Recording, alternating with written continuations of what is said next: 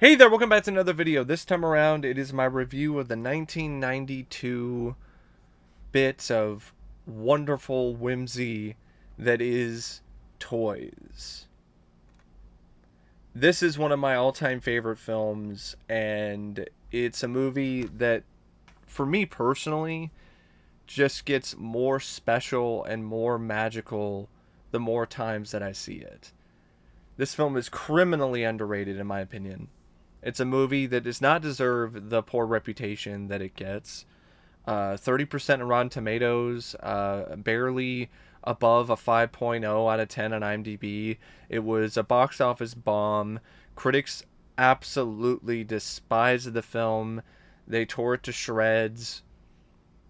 And it's a film that I'm surprised did not get more critical acclaim, considering these are the same critics that praise all of these films nowadays for having social commentary and lots of subtext, and this film is full of it.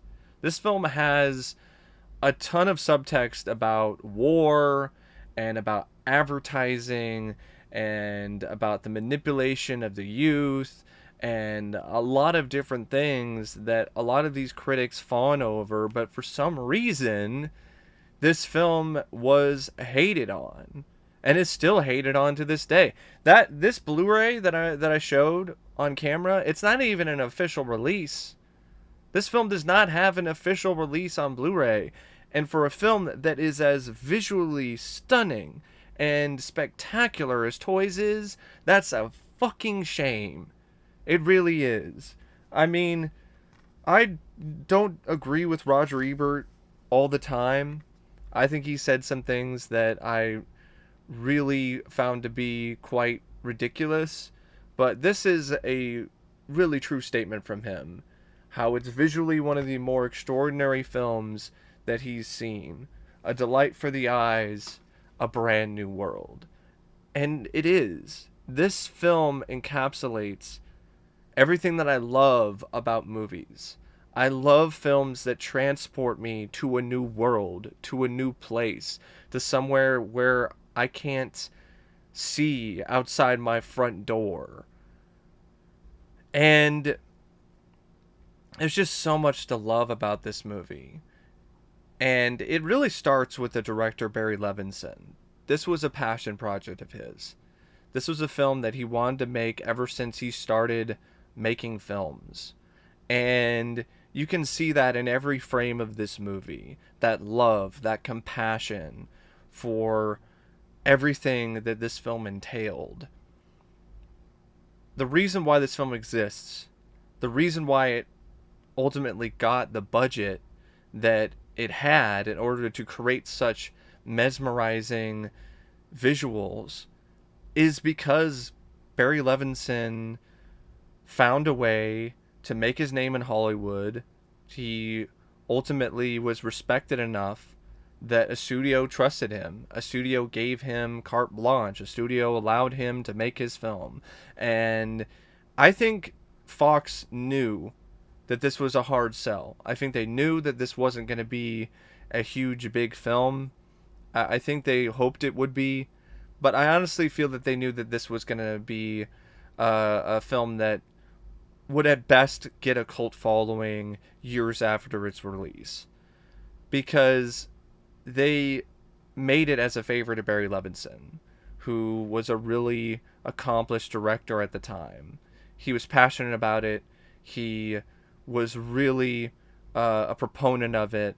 And Fox was rolling in enough dough at the time, probably a lot of Home Alone money, to be honest, that they were like, sure, make your movie. And it's the kind of thing that you're not going to see nowadays, really. Not only will you not see a filmmaker be able to make their passion project in such a fashion without a lot of studio interference, but you just won't see a film like this nowadays, period, to begin with. For a lot of people, a lot of audiences, it's just too out there. It's too surreal. It's too strange. It's too off the beaten path. And I think a lot of audiences, sad to say, they've become accustomed to films that take the familiar route. They don't go off the beaten path. They don't go outside the box. They have become accustomed to films that are instances of playing it safe creatively as well as with the storytelling and with the writing. And it's become commercialized to the point. Well, no, commercialized isn't necessarily the right word. It's become homogenized to the point where it might as well be just a bunch of toys that are made in a factory, and they're made based on a certain plan and certain schematics, and they're all the same. So I will defend this film till the day that I die.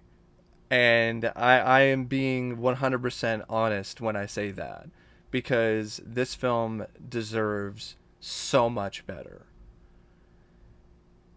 Barry Levinson's direction is honestly some of, I would say, his best work.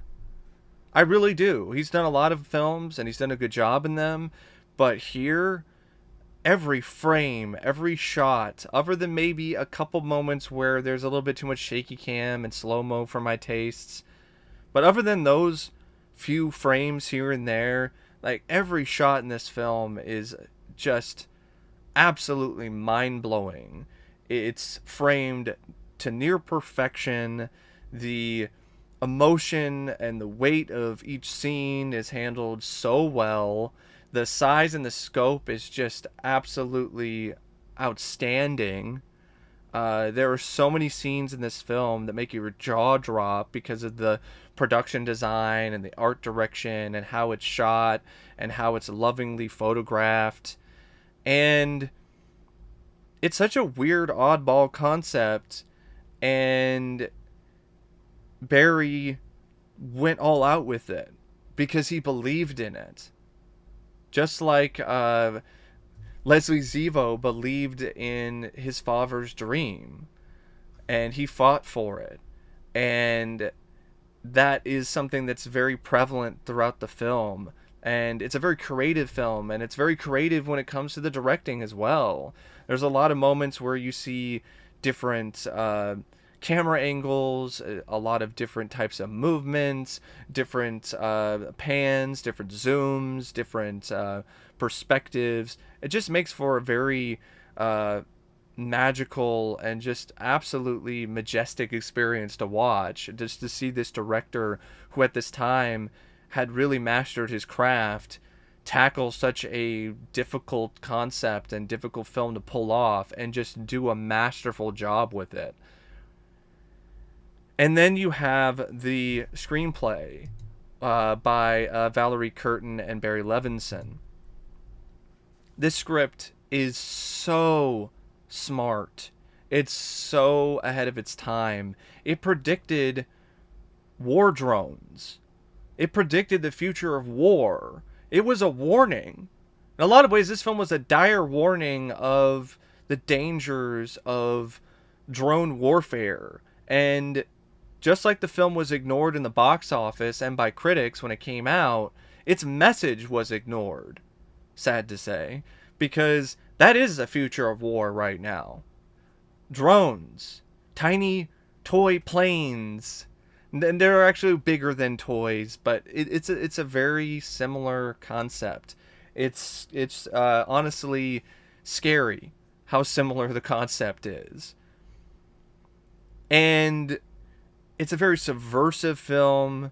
There's a lot of moments where it's very dark, it's very twisted, and that does make it so the tone of the film at times can be a little muddled.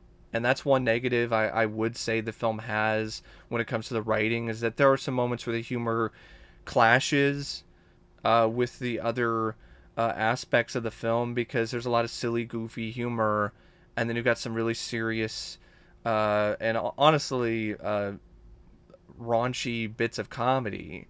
And there's some adult comedy in there and some social commentary and satire, and just kind of clashes with some of the other bits of comedy in the film and with some other moments of the tone. But I'm glad that the goofy, silly bits are there because they are a big part of why the film's so endearing to watch and why these characters are so endearing, because of the fact that they really do exemplify the film's message of let joy and innocence prevail. And there's just a lot of whimsy, a lot of care, and just so much creativity. And it was ahead of its time, not only with the war toys, but also with other stuff like the Woozy helmet, which was essentially VR. It's modern VR. It's the Oculus Rift before the Oculus Rift was even a thing. I don't know why more people aren't talking about this movie. I don't know why there aren't more videos talking about toys. People talking about how it's an underrated gem and how it was ahead of its time, how it predicted a lot of trends. I mean, if you look at the film, a lot of it is this war of innocence and childish, simple toys versus the technology, the future toys of today. A lot of it is these old tin toys going up against these sleeker, meaner plastic tanks and flying war machines and sea swines and video games, violent video games. And speaking of violent video games, this script has a really brilliant scene where General Zevo, he goes with his son Patrick to the arcades to see what kids are playing today, what kids are into.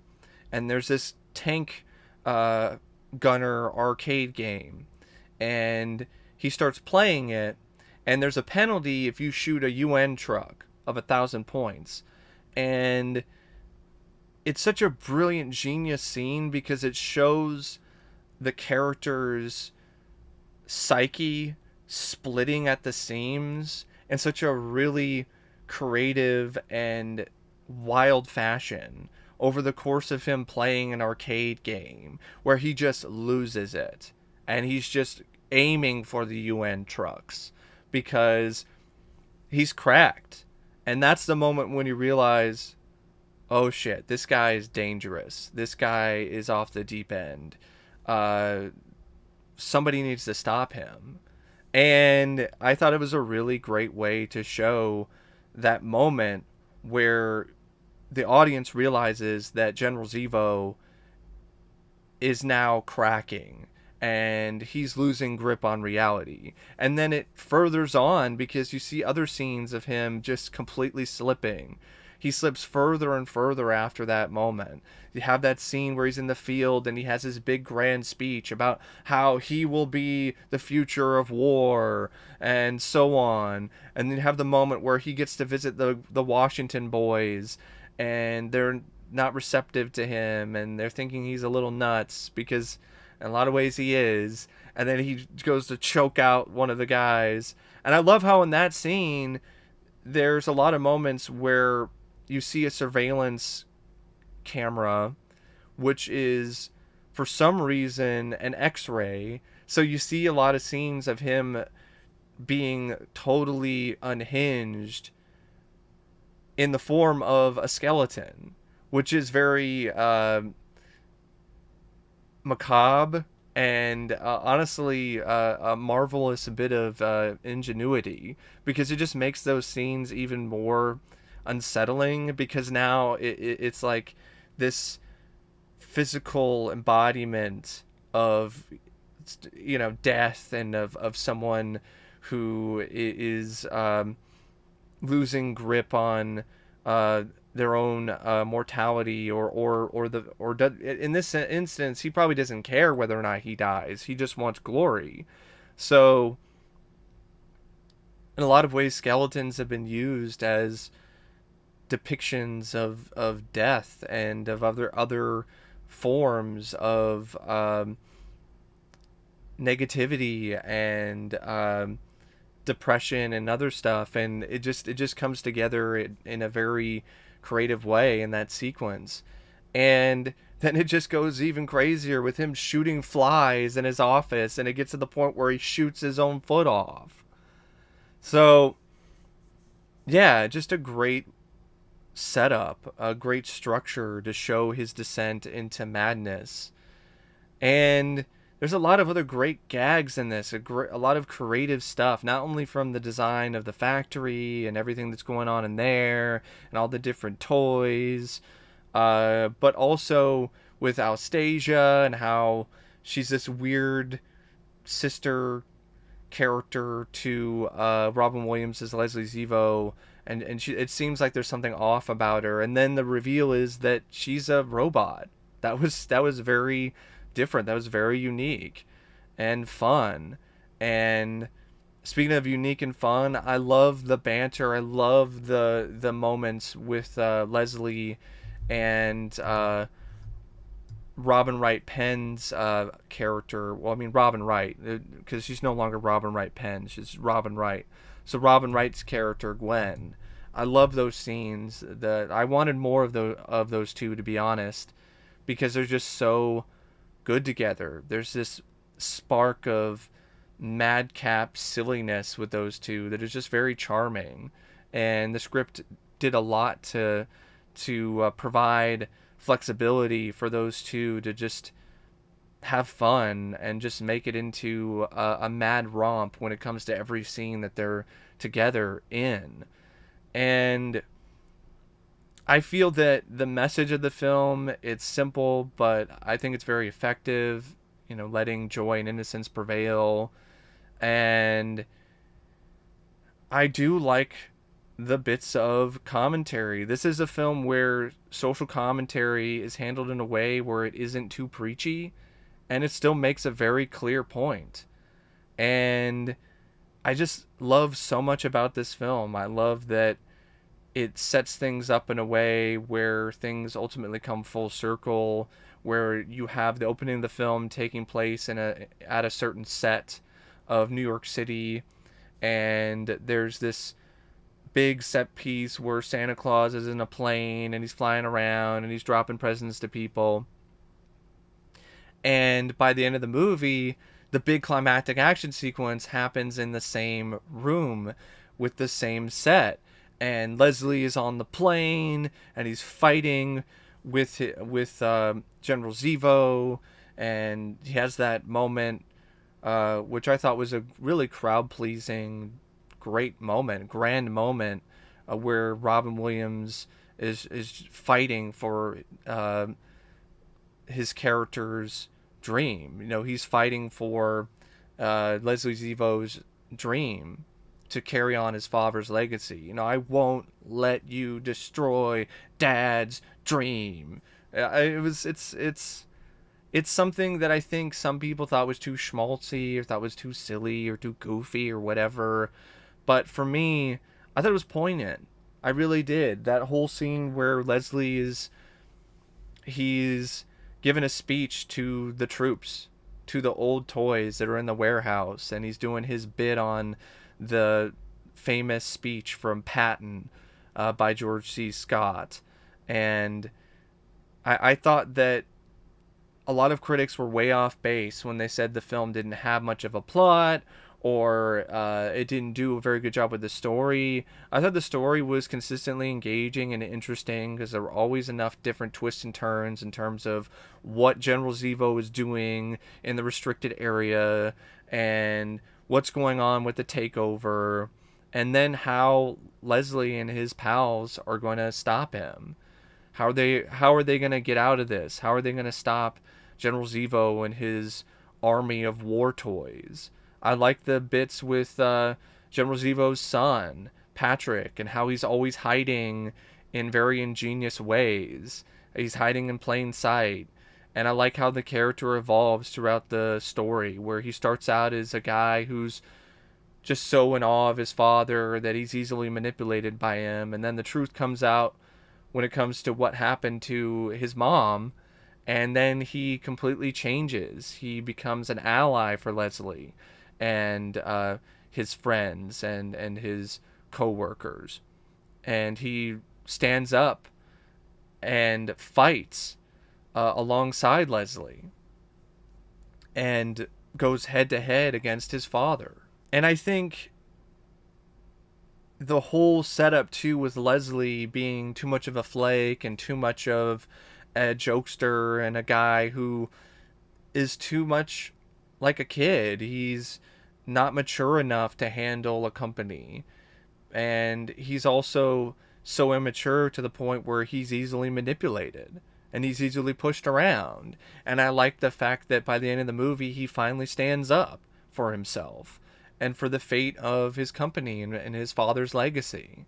So there's a lot of things that I think this script gets right, and there are very few things that I think it gets wrong, to be honest. It just has to do with some tonal issues here and there, and some of the humor. Some of the humor is a little, let's just say, too over the top to the point where it's a little bit irritating at times. So I could see why some people would find the film to be a little grating, but it's one of those movies though where yeah, there are moments with the story and with the script where things don't click, but for the most part a lot of the parts work remarkably well, and they work so well that they more than make up for the pieces that are a little broken or not working optimally.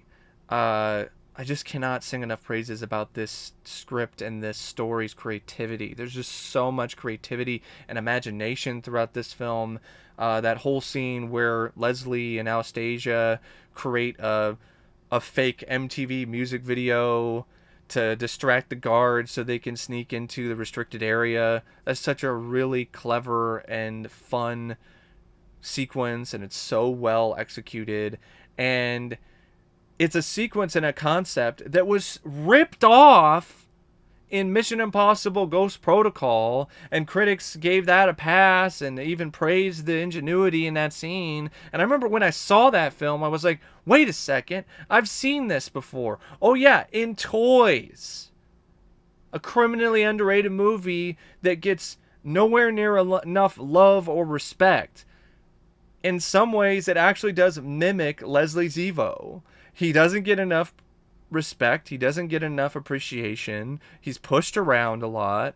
And ultimately, he has to stand up for himself. And in this instance, the film itself can't really stand up and defend itself. So fans like me have to be the ones to carry the sword. We have to be the ones to stand up and say, no, this film is a good movie. This film is something that should be appreciated and respected more than it is. You don't have to love the movie, it's an acquired taste. I can see why some people aren't big on it. I can see why some people have issues with the pacing or the tone or so on. But I think that there's just so much with this film when it comes to the creativity and the visual spectacle of it, that's something that should be appreciated more, that should be admired more. And as much as I love the story and the script and the heart that's beating within all of it, the cast is so spectacular, so perfect and handpicked to just really elevate this film to a higher level as well. Robin Williams, there's a lot of reviews at the time when this film came out and today where people point out how he was miscast, how he wasn't the right choice for this role, and so on. And I disagree with that wholeheartedly. I think Robin Williams was the perfect casting choice to play Leslie Zevo, because this character embodied who Robin was. He was a guy who wanted to let joy and innocence prevail. He was a guy who was a jokester, who was silly, but also knew when to hunker down and persevere and fight for what he believes in. I actually was able to come into brief contact on Facebook with someone who worked on this film. She worked on the film as one of the designers for some of the toys and I think for some of the art direction and production design. and she shared some stories about the film that just made me love it even more. And it's a big reason why I'm doing another video on this film, is because of the stories that she shared with me. She pointed out that Robin, throughout a pretty good chunk of this film, was doing his scenes and being so funny and witty and charismatic and magical while he was sick as a dog with the flu. This man had the flu. He was sick. He was not well. And you couldn't tell because he was such a consummate professional, and he was a person who just kept fighting and just kept going and kept persevering and still was funny and still had that spirit and that energy. I disagree with critics that say that he was missing that in this film. I don't know what they're talking about. This is a man who was sick for a good chunk of the filming, and he really put himself out there and was a trooper and still had that spark of fun, manic energy that people know and love and will continue to love Robin for. And not only that, even though he was sick, he would still go out of his way to make other people laugh on the crew. She shared a story where he wasn't feeling well, but he still took the time to spend some time with the crew and get to know them a little bit and crack them up and pick up a toy and make them laugh. I mean, what an amazing person. I mean, and what an inspiring person to be as sick as Robin was, with a flu and a fever and feeling like crap, shooting these long hours and just pulling through and finding a way to still bring that same spark. I mean, just absolutely amazing revelation for me. Just a great, wonderful bit of information that was shared that just makes me appreciate the film even more than I do. And I hope that some people will appreciate it a little bit more too as a result, because how often do you see that happen? A lot of the times an actor would just be, I'm going to call it sick. I'm not going to, not feeling up to it. They'll have to wait till the actor feels better or feels up to it, or the performance suffers. That's not what happened here. And yeah, I just thought it was just a great instance of art imitating life, or life imitating art, with Robin's character. Robin was Leslie. That was everything that he was about. That was who Robin was. So it was great casting. Michael Gambon was also a really nice bit of casting as Leland Zevo, the general. I honestly think it's one of his best performances. Yeah, he's chewing the scenery, but he's doing such a good job with it. He's having a lot of fun playing this role, and I love his performance. I think it's a great manic performance, and it's very theatrical and very gaudy, but it fits the film so well. It's a gaudy, over-the-top movie. It makes sense that it has a lot of gaudy, over-the-top performances. If things were undersold, if things were not as gaudy and over the top, I think that would be something that is to the film's detriment, really. If you didn't have these big, loud, over-the-top performances that match with such a big, loud, over-the-top movie. Jack Warden, he was fine too, as old General Zevo. He had one of the funniest moments in the film where Michael Gambon's character Leland is talking about how when he was in the army he had fellow soldiers who tried to frag him, and then he's talking about like, oh, the big cock. And I was like, no, not that, daddy. They tried to frag me. That killed me. I did not expect that. That was hilarious, and Jack Warden just sold that so well. Joan Cusack, another bit of inspired casting, is this whacked out weirdo sister of Leslie who turns out to be a robot. Once it's revealed that she's a robot, you're like, yeah. I'm surprised I didn't figure that out earlier. Robin Wright, just a really charming presence in this. I loved her spirit. I loved how she was able to be willing to do so many silly things, and it wasn't demeaning to her. And it came across as genuine too, like she wasn't forcing it. Like the scenes that she has with Robin, where they're flirting with one another and messing around and having fun, like talking about a couple that has their teeth showing all the time, and the bit where she just randomly starts doing dolphin noises. Like, it's the kind of thing that I could see some people finding too surreal or too weird for their taste, but I loved it. I thought it was just a spark of genius, and I just loved the scenes that they were in. Like I said, I wish they were in the film more. That's one thing that I think really could have made this film even better, is if you had more scenes with those two, building their relationship more, cracking each other up, having her do more in the climax, because it felt like she wasn't really doing a whole lot. LL Cool J, a really out of the box casting, but it works as Patrick Zevo. I like his performance. I like the fact that he was cast in the film. It's something that is very different when it comes to his career.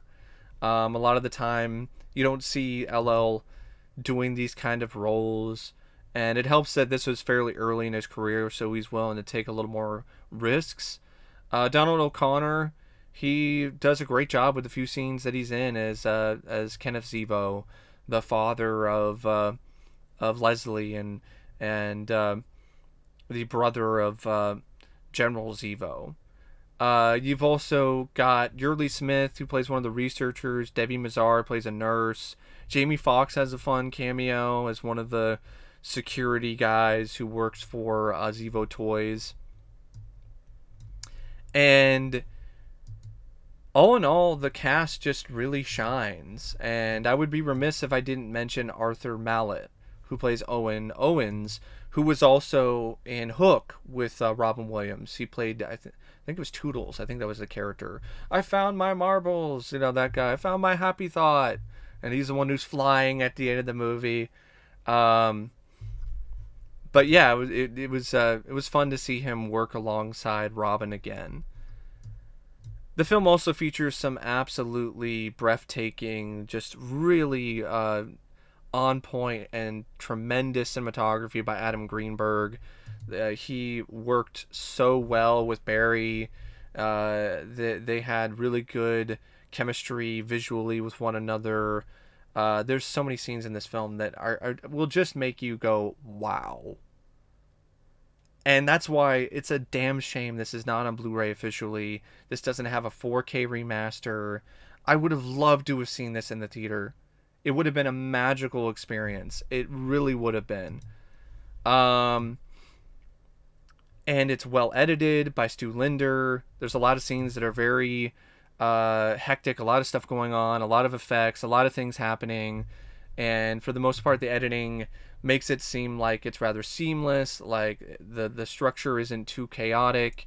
There aren't a lot of moments where things are just being too wild when it comes to the visuals and how things are unfolding.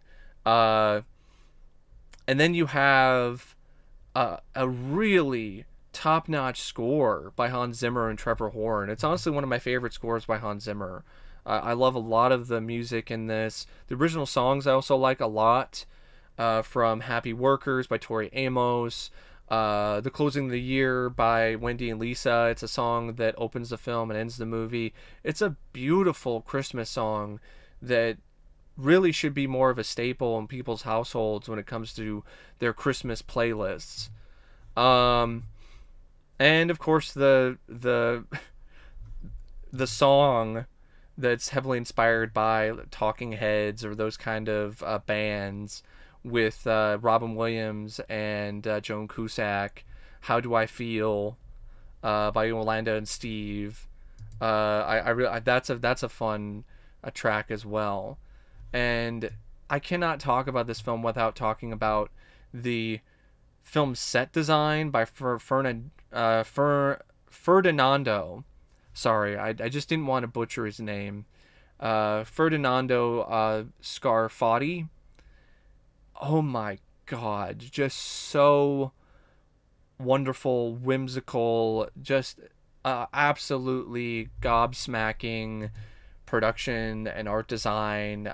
There are so many scenes in this film and so many moments with this production and art design where it's a legit work of art.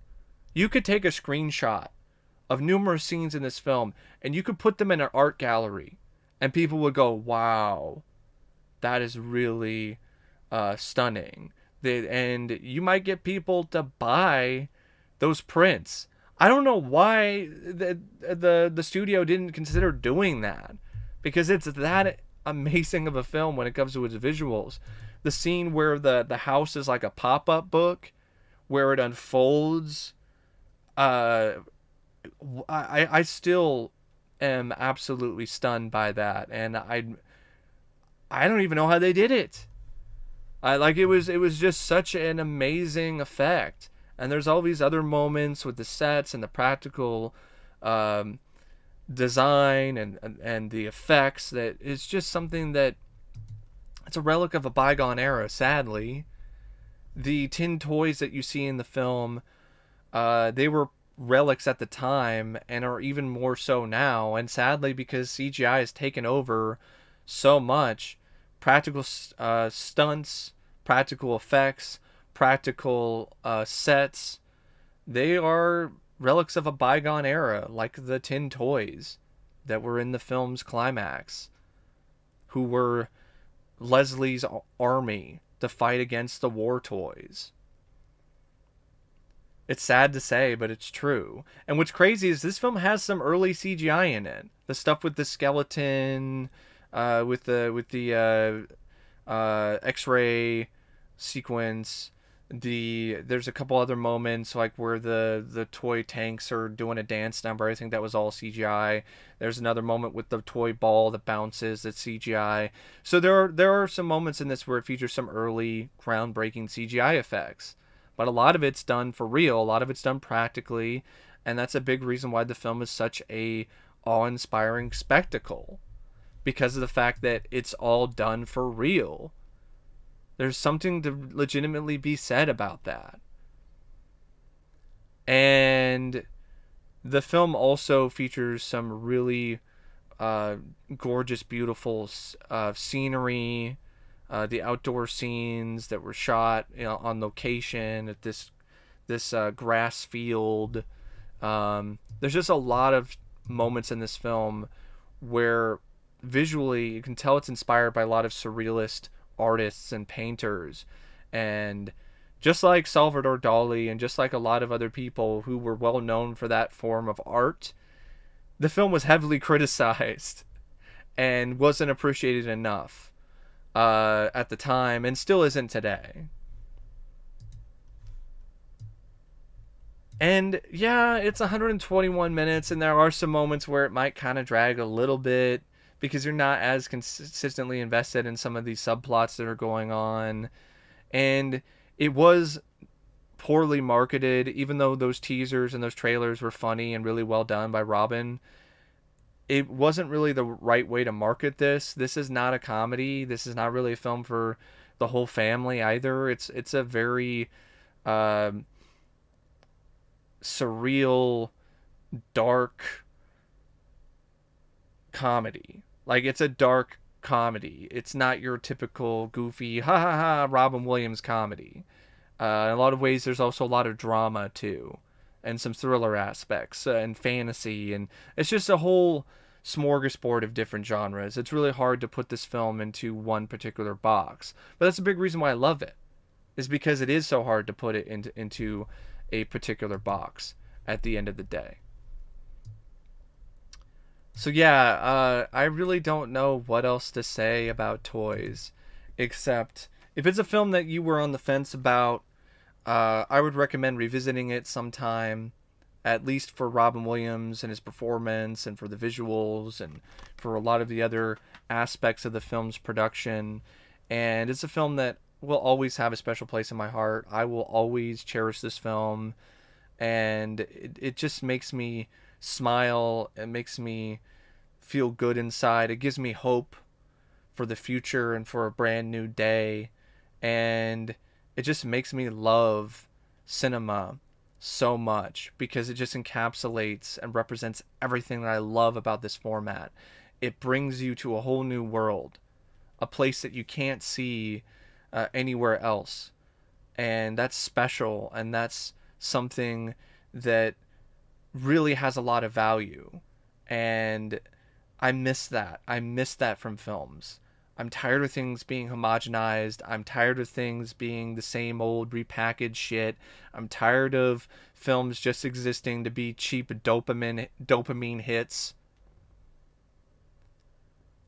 I miss films like this that went all out, went crazy, went wild, were creative and unique. There is nothing else like this film. There is only one Toys, and there will only be one Toys. And for better or worse, that's the legacy of the film, and I think that's a great legacy. It's something that I think over the years, more and more people, when they find this film and they check it out, they will grow to appreciate that about this movie. That it doesn't hold back creatively. It's in a league of its own. It's something truly unique. And in today's landscape cinematically, that's something that's pretty hard to come by.